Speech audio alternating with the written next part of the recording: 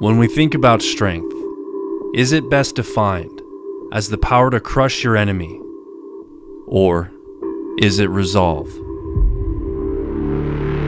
The resolve to stand when every force on earth demands you kneel. When fear demands you run. What kind of man still stands?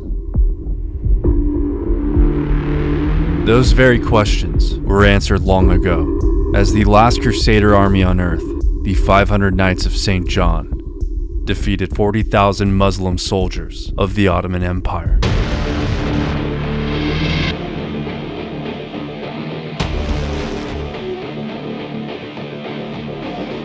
In 1565, 40,000 Ottoman soldiers sailed toward a barren rock in the center of the Mediterranean. Their goal was simple: to erase the last Crusader stronghold between North Africa and Europe. Banners of the crescent snapped in the wind, and below deck, the thunder of drums kept time with the oars. On board were the Sultan's finest janissaries, men raised from birth to kill. But waiting for them on that rock, the island known as Malta, were 500 Knights of St. John and a few thousand Maltese peasants and volunteers. But these knights were not ordinary men.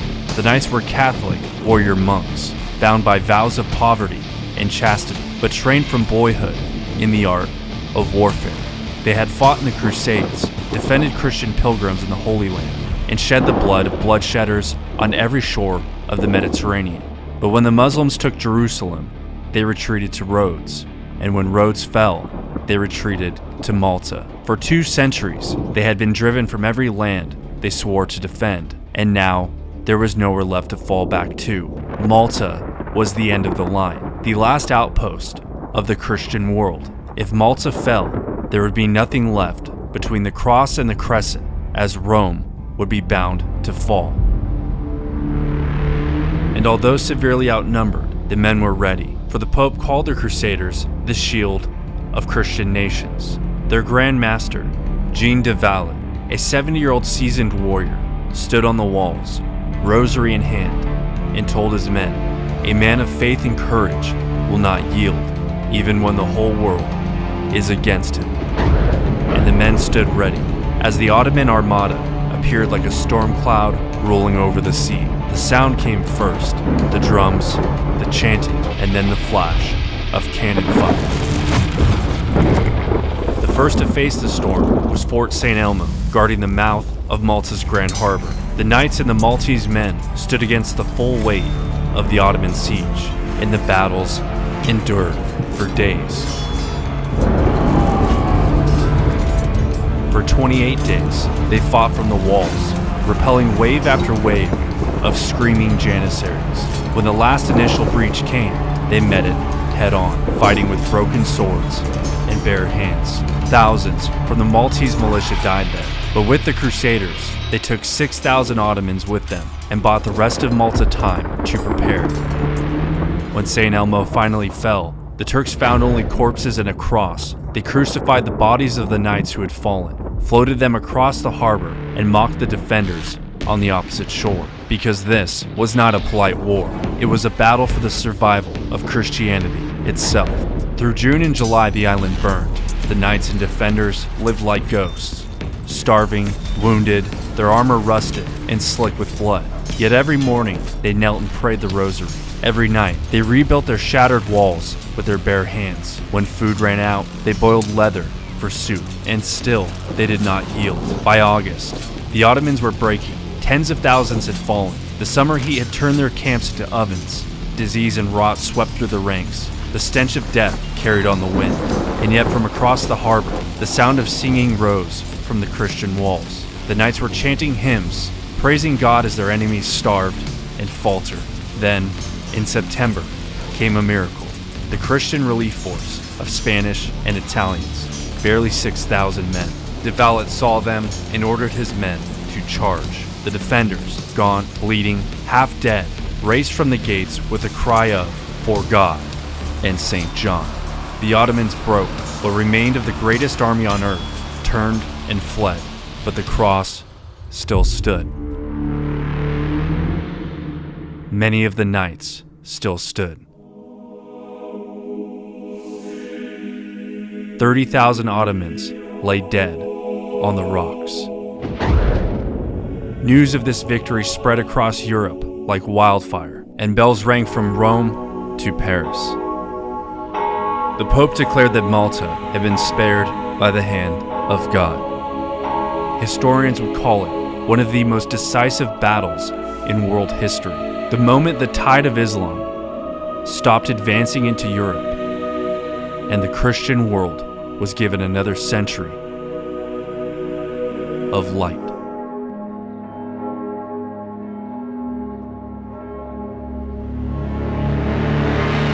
All right, welcome back, everybody. A couple quick announcements. Our first official newsletter has launched, written by our very talented contributing writer, Greg Burr. I highly recommend you read it. If you haven't signed up yet, you can do so at crusadersguildusa.com. Be sure to follow us on Instagram as well as X. And if you would like to contribute to our team directly, you can do so by becoming a patron over at patreon.com/crusadersguildusa.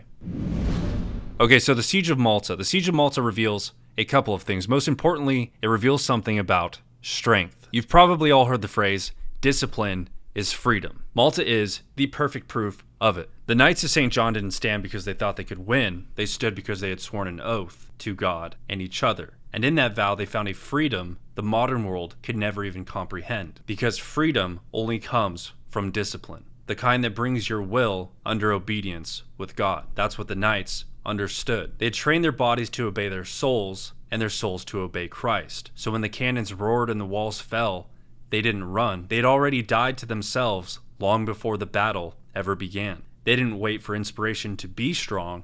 They were already strong. The church has always known this, that every man is a battleground, and every victory worth having begins within the soul. That's why the Knights prayed the rosary before they fought. They understood the Mass better than most of us ever will. Every time the priest lifts the chalice, it's another Malta, another moment where Christ stands between life and death and says, "Thy will be done." The Knights imitated that. They lived it. And for that, their suffering became sanctified. Because in Catholicism, suffering isn't meaningless. It's redemptive. It's the forge where love is tested, where pride is burned away, where obedience becomes perfect. That's why they didn't just die like soldiers, they died like saints. Not one man stood by himself on those walls. They prayed together, fought together, and rebuilt the ruins together.